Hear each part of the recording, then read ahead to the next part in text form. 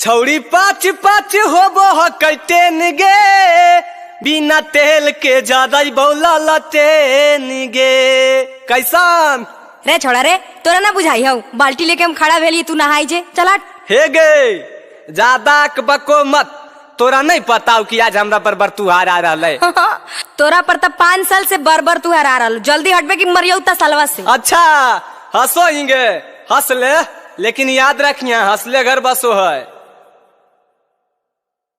मैया गे मैया।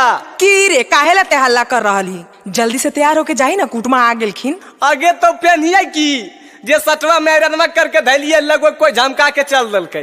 अहो हमें पहन लिया हो। देखी खा आई जी तो बरतूरा लड़कावक देखे ले कि लड़कावक बप्पे देखे ले हा। अरे त काहे ला दोनों अपने में लड़ रहले हैं?